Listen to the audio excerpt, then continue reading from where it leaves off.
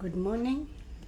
Let's read the word from the book of Lamentation, chapter 1 to chapter 5. How deserted lies the city, once so full of people. How like a widow is she, who once was great among the nation. She who was queen amongst the provinces has now become a slave. Bitterly she wept at night, tears are upon her cheeks. Among all her lovers there is none to comfort her. All her enemies have betrayed her. They have become her enemies. After affliction and harsh labor, Judah had gone into exile. She dwells amongst the nation. She finds no resting place. All who pursue her overtake her in the midst of her distress. The road to Zion mourn, for no one comes to her appointed feast. All her gateways are desolate. Her priests groan. Her maidens grieve, and she is in bitter anguish. Her foes have become her masters. Her enemies are at ease. The Lord has brought her grief because of her many sins. Her children have gone into exile, captive before the foe. Verse 6, all the splendor has departed from the daughter of Zion. Her princes are like deer that find no pasture. In weakness they have fled before the pursuer. In the days of her affliction and wandering, Jerusalem remembers all the treasures that were hers in days of old. When her people fell into enemies' hand, there was no one to help her. Her enemies looked at her and laughed at her destruction. Jerusalem has sinned. Jerusalem has sinned greatly and so has become unclean. All who honored her despise her, for they have seen her nakedness. She herself groaned and turns away. Her filthiness clung to her skirts. She did not consider her future. Her fall was astounding. There was none to comfort her. Look, O Lord, on my affliction, for the enemy has triumphed. The enemies laid hands on all her treasures. She saw pagans' nation enter her sanctuary, those you had forbidden to enter your assembly. Verse 11, all her people groan as they search for bread. They batter their treasures for food to keep themselves alive. Look, O Lord, and consider, for I am despised. Is it nothing to you, all you who pass by? Look around and see. Is any suffering like my suffering that was inflicted on me, that the Lord brought on me in the days of his fierce anger? From on high he sent fire, sent it down into the bones. He spread a net for my feet and turned me back. He made me desolate, faint all the day long. My sins have been bound into a yoke. By his hand they were woven together. They have come upon my neck, and the Lord has sapped my strength. He has handed me over to those I cannot withstand. The Lord has rejected all the warriors in my midst. He has summoned an army against me to crush my young men. In his wine presses the Lord has trampled in the virgin daughter of Judah. This is why I weep and my eyes overflow with tears. No one is near to comfort me, no one to restore my spirit. My children are destitute because the enemy has prevailed. Zion stretches out her hands, but there is no one to comfort her. The Lord has decreed for Jacob that his neighbors become his foes. Jerusalem has become an unclean thing amongst them. The Lord is righteous, yet I rebelled against his command. Listen, all you peoples, look upon my suffering. My young men and maidens have gone into exile. I called to my allies, but they betray me. My priests and my elders perished in the city, where they search for food to keep themselves alive. See, O Lord, how distressed I am. I am a torment within, and in my heart I am disturbed, for I have become most rebellious. Outside the sword believes, inside there is only death. People have heard my groaning, but there is no one to comfort me. All my enemies have heard of my distress. They rejoice at what you have done. May you bring the day you have announced, so that they may become like me. Verse 22, let all their wickedness come before you. Deal with them as you have dealt with me, because of all my sins. My groans are many, and my heart is faint. Chapter 2. How the Lord has covered the daughter of Zion with the cloud of his anger. He has hurled down the splendor of Israel from heaven to earth. He has not remembered his footstool in the days of his anger. Without pity the Lord has swallowed up all the dwelling of Jacob. In his wrath he has torn down the strongholds of the daughter of Judah. He has brought her kingdom and its princes down to the ground in dishonor. In fierce anger he has cut off every horn of Israel. He has withdrawn his right hand at the approach of the enemy. He has burned in Jacob like a flaming fire that consumes everything around it. Like an enemy he has strung his bow. His right hand is ready. Like a foe he has slain all who are piercing to the eye. He has poured out the wrath like fire on the tent of the daughter of Zion. Verse 5, the Lord is like an enemy. He has swallowed up Israel. He has swallowed up all her palaces and destroyed her stronghold. He has multiplied mourning and lamentation for the daughter of Judah. He has laid waste his dwelling like a garden. He has destroyed his place of meeting. The Lord has made Zion forget her appointed feast and her Sabbath. In her fierce anger he has burnt both kings and priests. The Lord has rejected his altar and abandoned his sanctuary. He has handed over to the enemies the walls of her palaces. They have raised a shout in the house of the Lord, as on the day of the appointed feast. The Lord determined to tear down the walls around the daughter of Zion. He stretched out a measuring line and did not withhold his hand from destroying. He made rampart and walls lament together, they waste away. Verse 9, her gate have sunk into the ground. They are burst, he has broken and destroyed. Her king and her princess are exiled amongst the nations. The law is no more, and her prophet no longer find vision from the Lord. The elders of the daughter of Zion sit at the ground in silence. They have sprinkled dust on their head and put on sackcloth. The young women of Jerusalem have bowed their heads to the ground. Verse 11, my eyes fall from weeping. I am in torment within. My heart is poured out on the ground because my people are destroyed, because children and infants faint in the street of the city. They say to their mothers, where is bread and wine? And they faint like wounded men in the street of the city, as their lives ebbs away in their mother's arms. What can I say for you? With what can I compare you, O daughter of Jerusalem? To what can I liken you, that I may comfort you, O virgin daughter of Zion? Your wound is as deep as the sea. Who can heal you?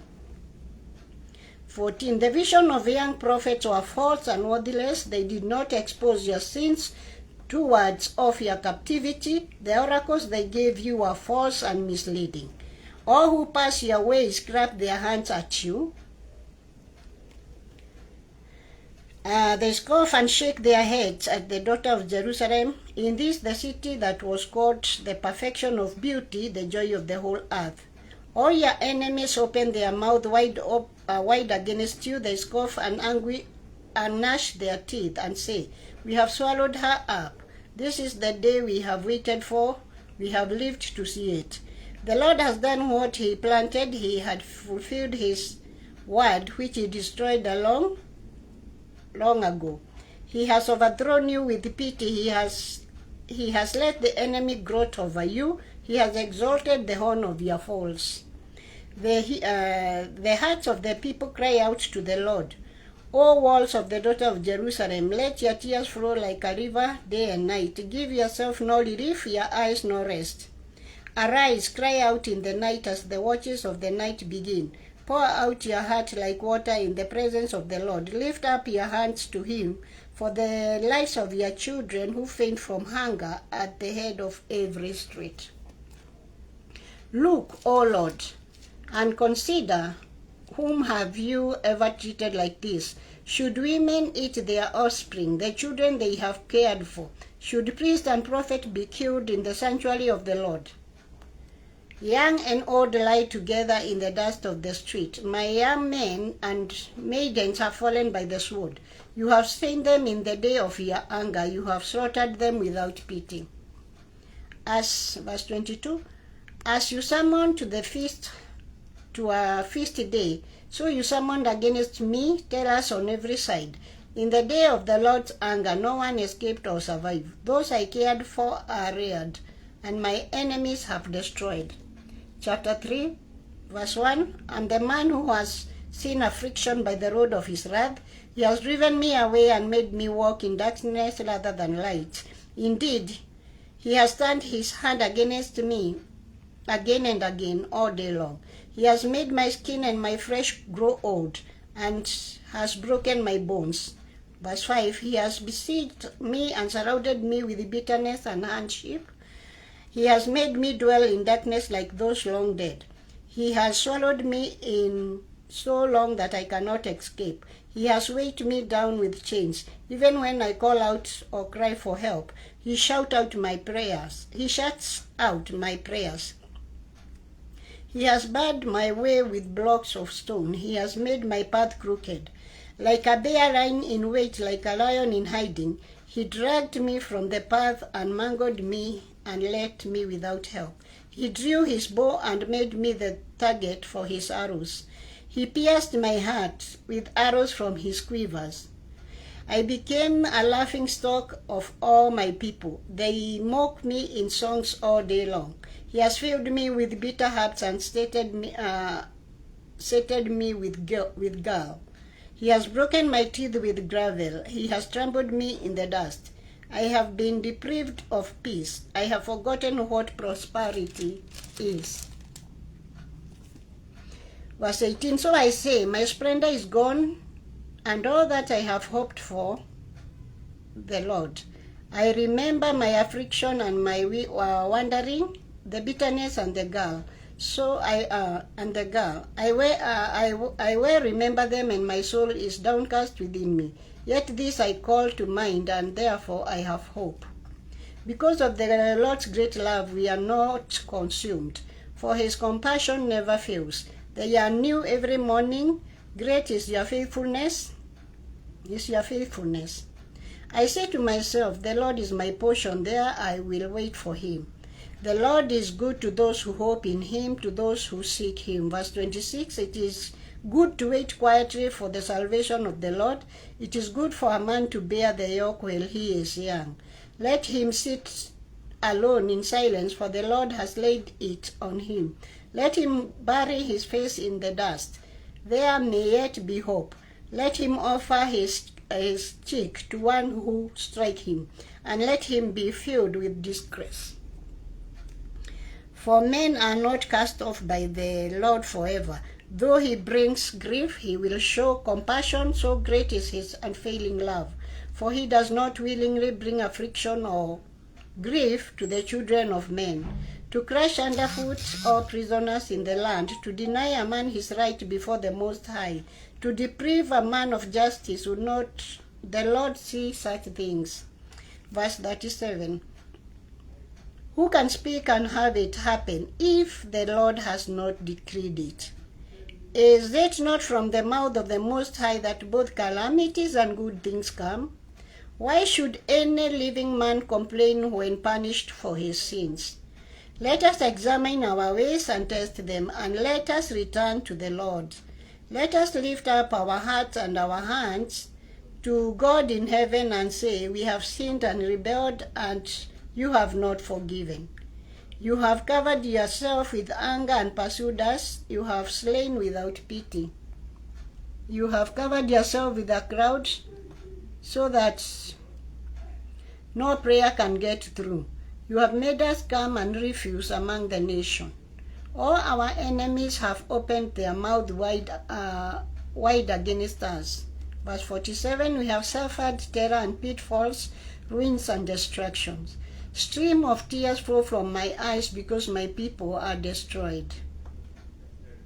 My eyes will flow unceasingly without relief until the Lord looks down from heaven and sees. What I see brings grief to my soul because of all the women of my city. Those who were my enemies without cause hunted me like a bird. They tried to end up my life in a pit and threw stones at me. The water closed over my head, and I thought I was about to be cut off. I called on your name, O Lord, from the depth of the pit. You heard my plea, do not close your ears to my cry for relief. Verse 57, you came near when I called you, and you said, do not fear. O Lord, you took up my case, you redeemed my life. You have seen, O Lord, the wrong done to me. Uphold my cause. You have seen the depth of their vengeance, all their plot against me. O Lord, you have heard the insult to all the plots against me. What my enemy whisper and mutter against me all day long. Look at them sitting and standing. They mock me in their songs. Pay to them what they deserve, O Lord, for what their hands have done. Put a veil over their hearts, and may your curse be on them. Pursue them in anger and destroy them from under the heavens of the Lord. Chapter 4. How the gold has lost its luster. The fine gold becomes dull. The sacred gems are scattered at the head of every street. How the precious sons of Zion, once worth their weight in gold, are now considered as spots of clay, the work of a potter's hands. Even jaguars over their breasts to nursing their young. But my people have become heartless like ostrich in the desert. Because, verse 4, of their thirst, the infant tongue stinks to the roof of its mouth. The children beg for bread, but no one give it to them. Those who once ate delicacies are destitute in the street. Those nurtured in purple now lie in ash heap. The punishment of my people is greater than that of Sodom, which was overthrown in a moment without a hand turned to help her. Their princes were brighter than snow and whiter than milk. Their bodies more ruddy than rubies. Their appearance like sapphires. Verse 8, but now they are black than soot. They are not recognized in the street. Their skin has shriveled on their bones. It has become as dry as a stick. Those killed by the sword are better off than those who die of famine. Racket with hunger, they waste away for lack of food from the field. Verse 10, with their own hands, compassionate women have cooked their own children, who become their food when my people are destroyed. The Lord has given full vent to his wrath. He has poured out his anger, fierce anger. He kindled a fire in Zion that consumed her foundation.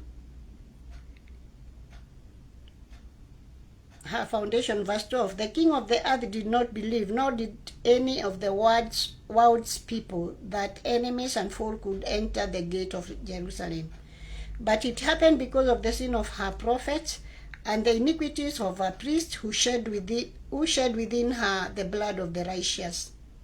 Now they grope through the street like men who are blind. They are so defiled with blood that no one dares to touch their garments.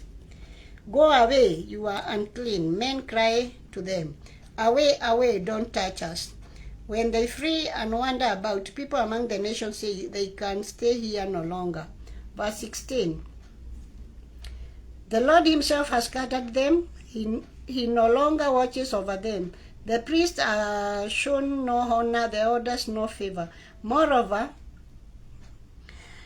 verse 17, moreover, our eyes failed looking in vain for help. From our towels we watched for a nation that could not save us.